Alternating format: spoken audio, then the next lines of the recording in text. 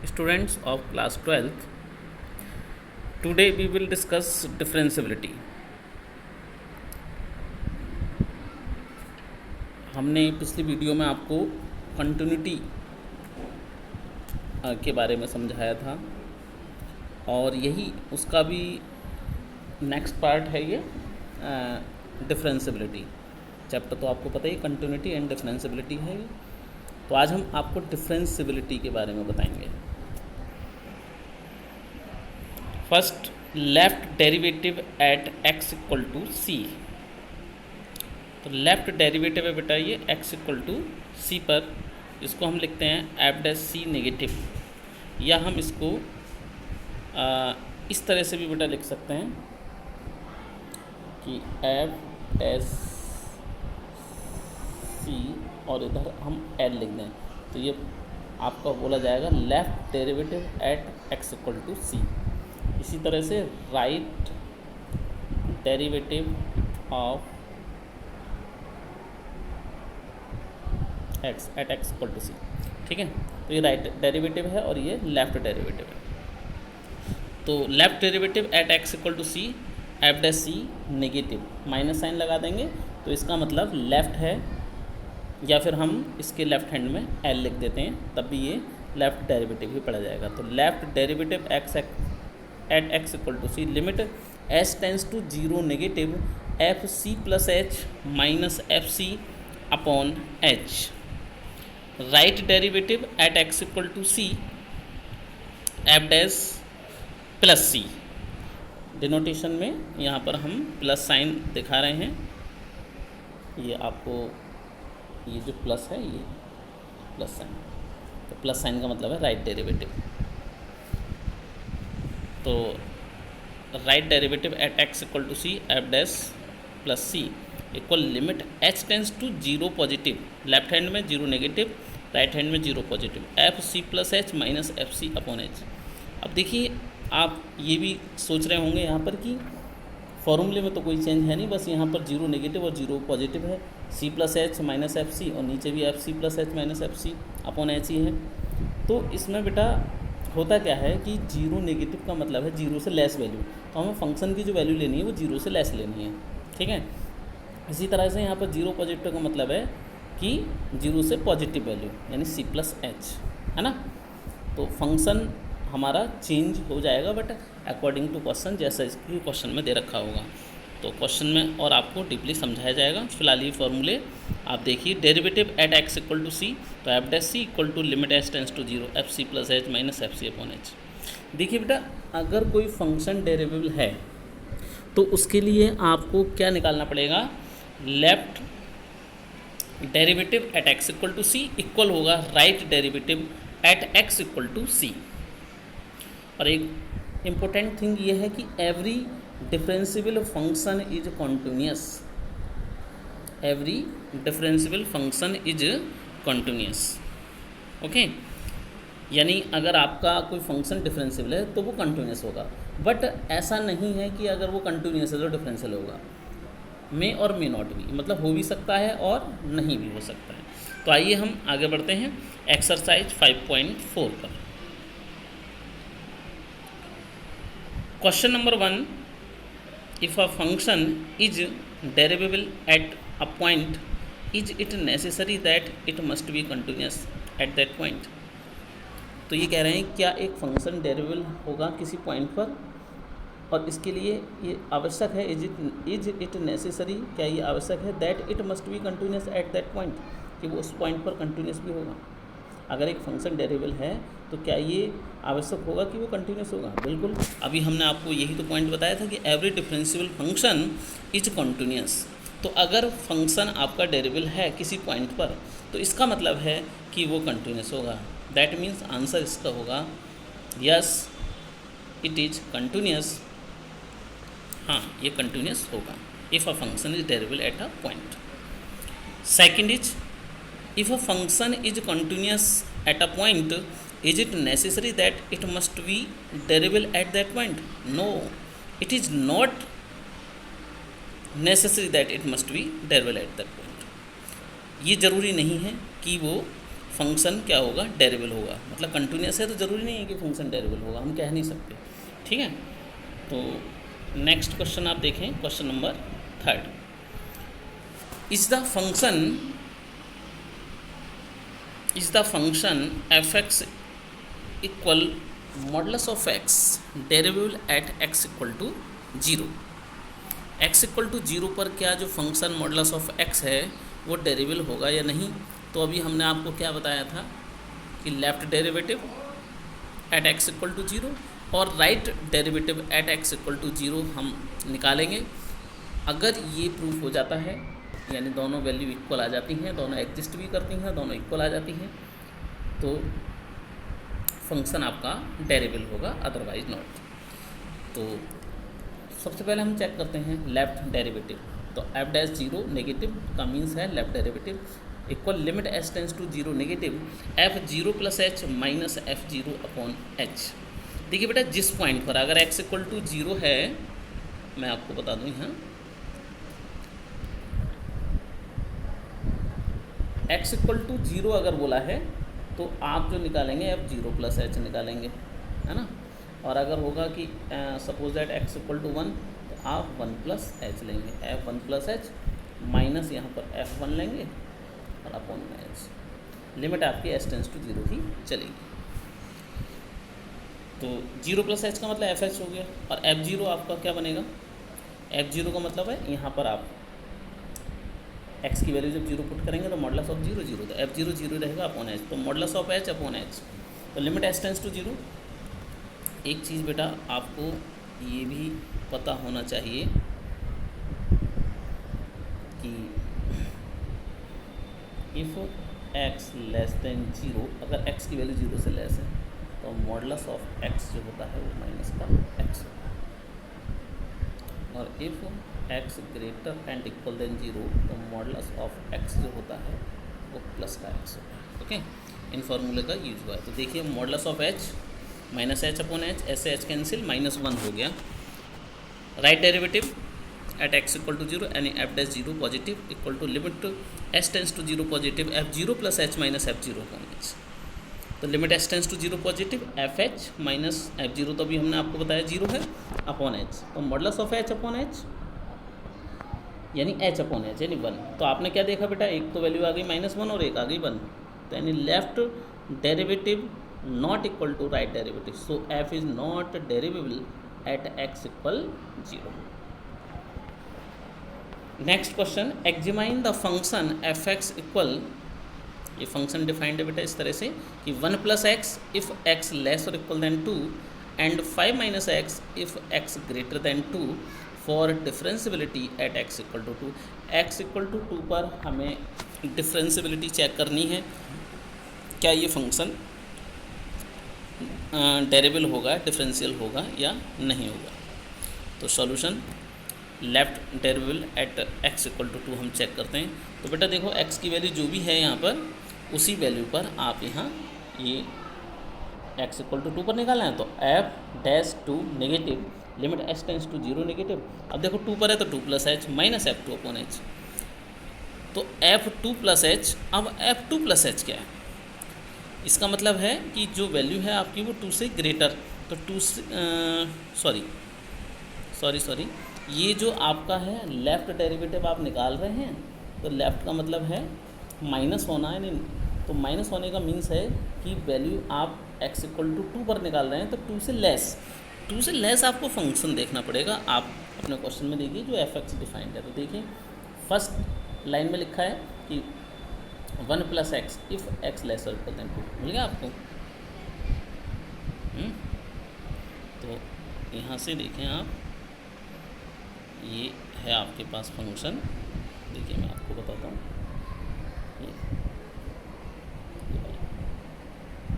ठीक है। तो यहाँ आपने ये देखा कि ये फंक्शन क्या है, 2 से लेस है, तो ये 2 प्लस एच, अब यहाँ रखेंगे 2 प्लस एच, तो 1 plus 2 plus H. F2 equal किसके है, देखो यहाँ पर x इक्वल 2 और लेस, तो यानी 1 प्लस 2 अपॉन एच। ओके, तो ये बेटा हो गया 3 plus h minus 3 upon H, 3 से 3 कैंसिल हो गया, एच अपॉन एच 1 आ गया। एफ डैश पॉजिटिव और 2 that means right derivative at x equal to 2 limit h tends to 0। अब आपको देखनी है 2 से प्लस वैल्यू, 2 से ग्रेटर वैल्यू, तो 2 के से ग्रेटर वैल्यू जो है वो सेकंड लाइन में लिखा है 5 माइनस एक्स, तो फंक्शन हो जाएगा आपका 5 माइनस एक्स, और x का मतलब 2 प्लस एच, तो 5 minus 2 plus h minus F2 तो आपका वही हो रहेगा जो पहले है 1 प्लस 2, तो ये 5 में से 2 गया 3 माइनस एच माइनस 3, 3 से 3 भी कैंसिल हो गया, minus h upon H, H से एच भी कैंसिल हो गया, माइनस 1 आ गया।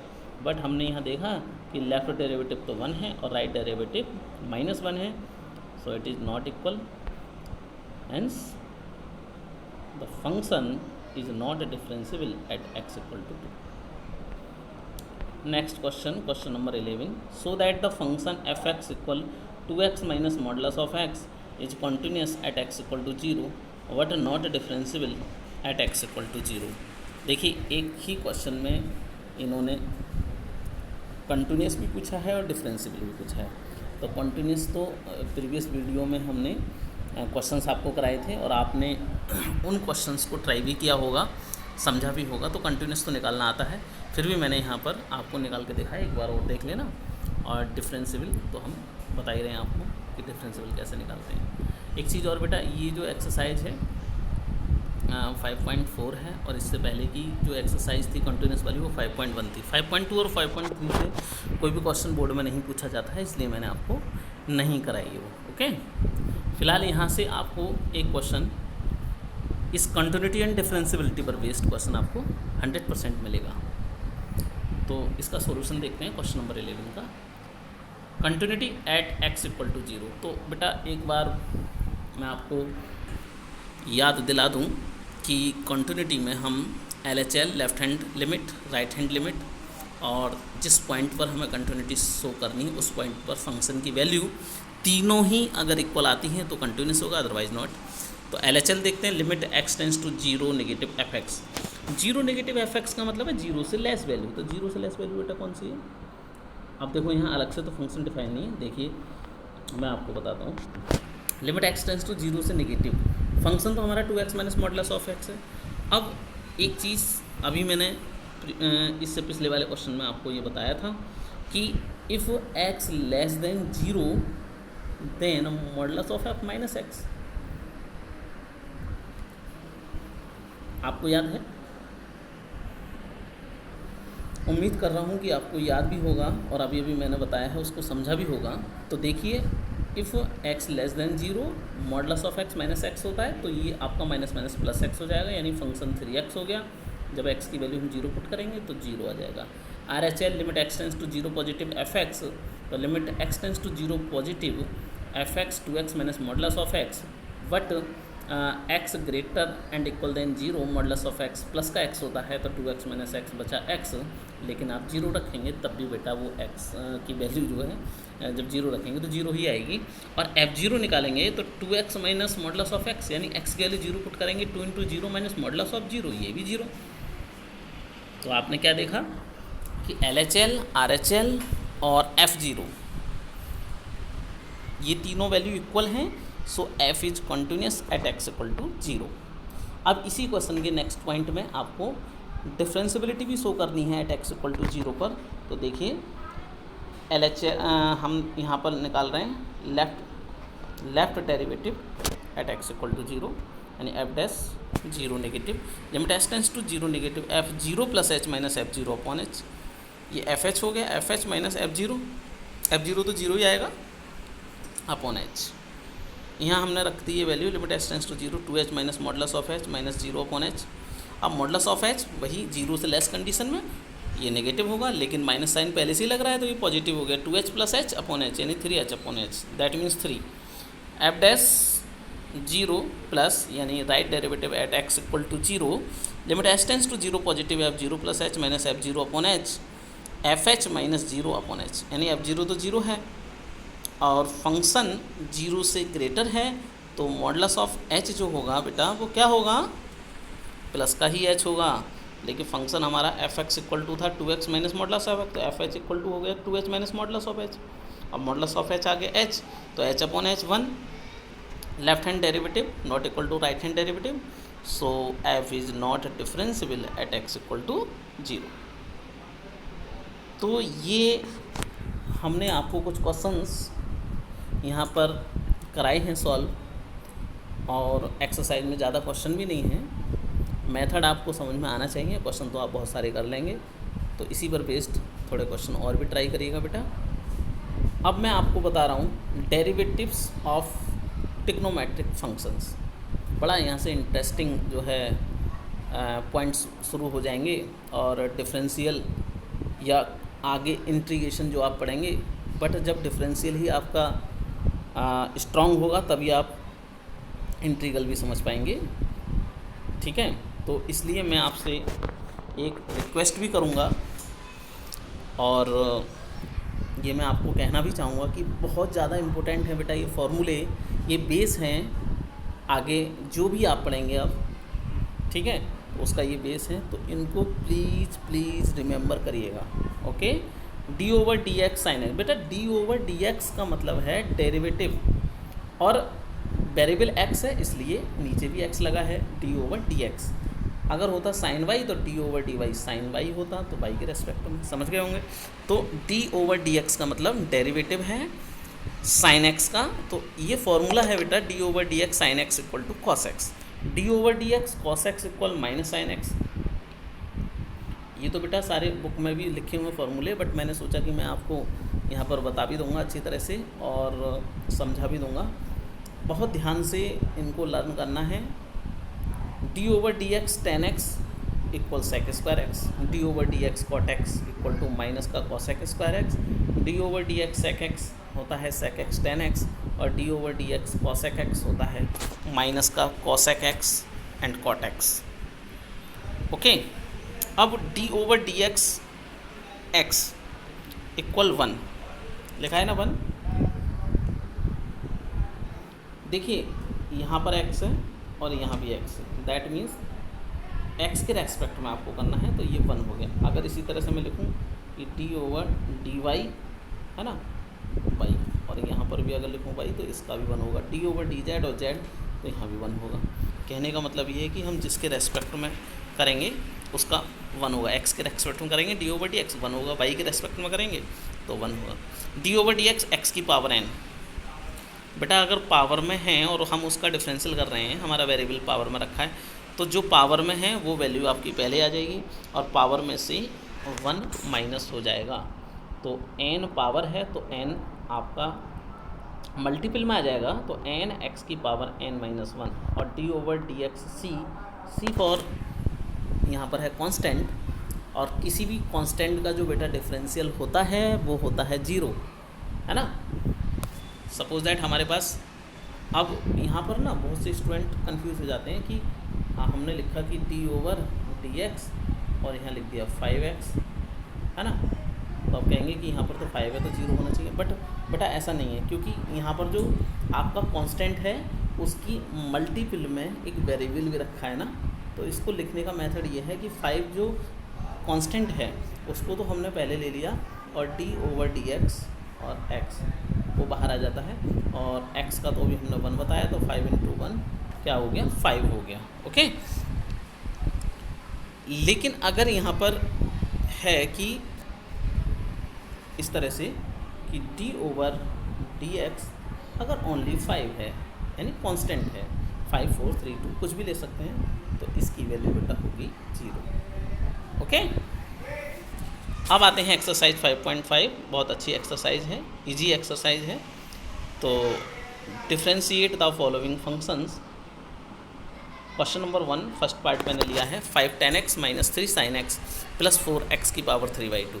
तो लेट y, देखिए हम इस जो भी हमें गिवन होता है हम अपनी सुविधा के लिए इसको y की इक्वल लेट कर लेते हैं, है ना, क्योंकि dy ओवर dx हमारा डिफरेंशियल बन जाता है। मोस्टली हम y के इक्वल मान लेते हैं। तो y equal 5 tan x minus 3 sin x plus 4x की power 3/2 differential with respect to x dy over dx equal to, अब देखिए अभी मैंने आपको समझा भी रहा था, 5 कांस्टेंट है और tan x एक ट्रिग्नोमेट्रिक फंक्शन है, तो हमने क्या किया 5 कांस्टेंट को बाहर ले लिया, 5 D over d x tan x minus 3 D over d x sine x plus 4d/dx x की पावर 3/2। तो tan x का differential sec square x, sin x का डिफरेंशियल cos x और x की पावर 3/2 का 3/2 और x की power 3/2 - 1 जो कि बनेगा x की पावर 1/2। तो ये फाइनल आंसर आपका आएगा 5 sec square x minus 3 cos x plus 6 x की power 1/2।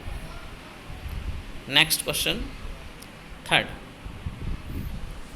Late y equal x cube cosec x। Okay, अब यहाँ आप एक नई चीज़ देख रहे हैं बेटा, जो आपके फंक्शन हैं वो डबल फंक्शन है डबल फंक्शन नहीं? क्यों है डबल फंक्शन? देखिए, एक तो आपका ये है और दूसरा आपका ये है। तो हम इसको फर्स्ट और सेकंड लेट कर लेते हैं। अब जब फर्स्ट और सेकंड लेट कर लेते हैं तो फॉर्मूला होता है कि first as it is differential of second plus second as it is differential of first.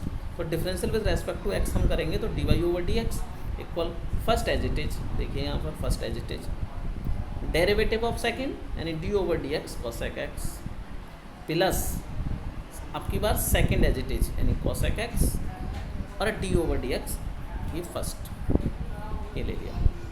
Okay, तो अब cosec x का डिफरेंशियल होता है माइनस का cosec x और cot x, cosec x as it is और x क्यूब का हो जाएगा 3x²।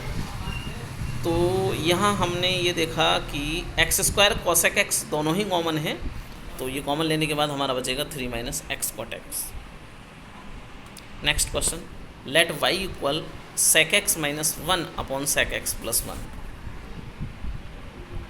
अब यहाँ पर आप क्वेश्चन में एक न्यू थिंग और है, यहाँ पर क्या है बेटा कि ये जो फंक्शन है वो p/q की फॉर्म में है, फ्रैक्शनल फॉर्म में है। तो जब हम इसका डिफरेंशियल करते हैं, देख रहे हैं ये न्यूमरेटर डिनोमिनेटर है ना, p/q की फॉर्म हो गई।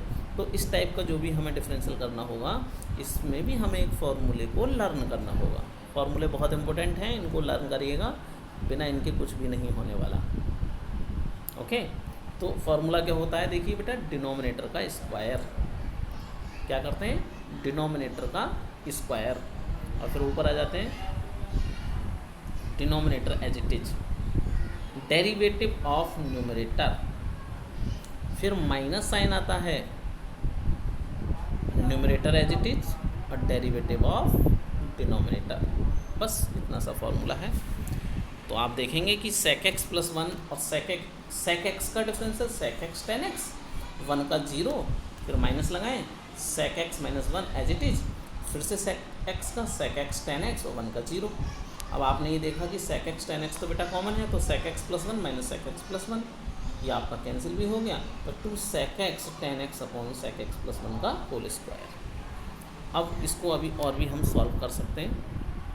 sec x को लिखेंगे 1 cos x, आपको आते होंगे टिक्नोमेट्री में फॉर्मूले, ये बहुत ये तो इजी फार्मूले हैं और स्टार्टिंग के ही फार्मूले हैं, ये आपको क्लास 10th में भी आपने लर्न कर लिए होंगे।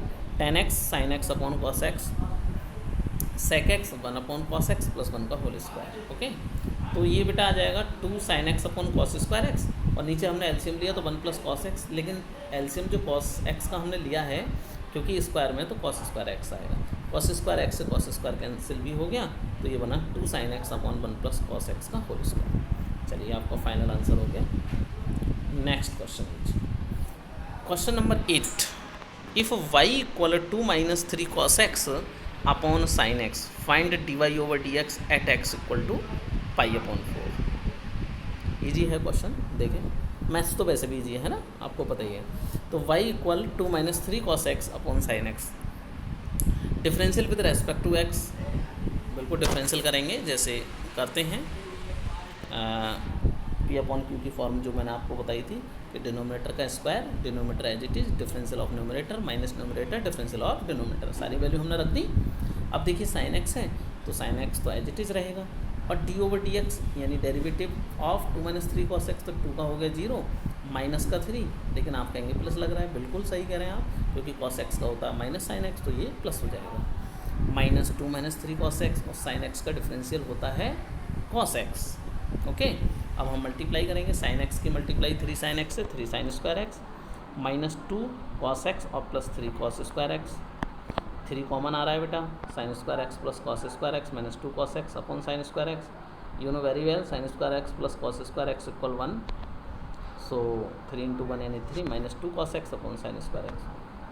अब यहाँ भी आंसर है, बट अभी हमें बेटा ये हमने डेरिवेटिव तो निकाल दिया, फाइंड dy/dx, लेकिन ये कह रहे हैं एट x इक्वल टू π/4, तो हमें यहाँ पर x की वैल्यू π/4 पुट करनी पड़ेगी। तो cos π/4 और साइन स्क्वायर π/4 आपको वैल्यू चार्ट लर्न है ही। तो dy/dx at x equal to π/4 equal 3 - 2 × 1/√2 upon 1/√2 का स्क्वायर, जो कि होता है 1/2, और 2/√2 बेटा 1 होता है, बताना पड़ेगा ये भी। चलिए देख लीजिए कैसे कि 2/√2, यहाँ √2 से ऊपर नीचे मल्टीप्लाई करेंगे तो आपका ये बनेगा 2 से 2 कैंसिल, तो ये आ गया √2, है ना। तो ये √2 आ गया, और 2 ये वाला कहाँ पहुँचेगा, ये वाला 2 ऊपर पहुँचेगा, मल्टीप्लाई करेगा, तो मल्टीप्लाई जब करेंगे तो ये आ जाएगा 6 - 2 √2। ओके बेटा, तो ये हमने एक्सरसाइज आपकी कंप्लीट करा दी, बाकी के क्वेश्चंस आप ट्राई करें। उम्मीद कर रहा हूँ बेटा कि आपको समझ में आ रहा होगा। देखिए इस समय बहुत आपके लिए बहुत अच्छा टाइम है कि आप जो है घर पर ही हैं, कहीं बाहर भी नहीं जा रहे हैं, तो प्लीज़ ज़्यादा से ज़्यादा टाइम आप अपना पढ़ने में निकालें, ठीक है। प्रैक्टिस करें, रिवीजन करें। ओके, थैंक यू बेटा।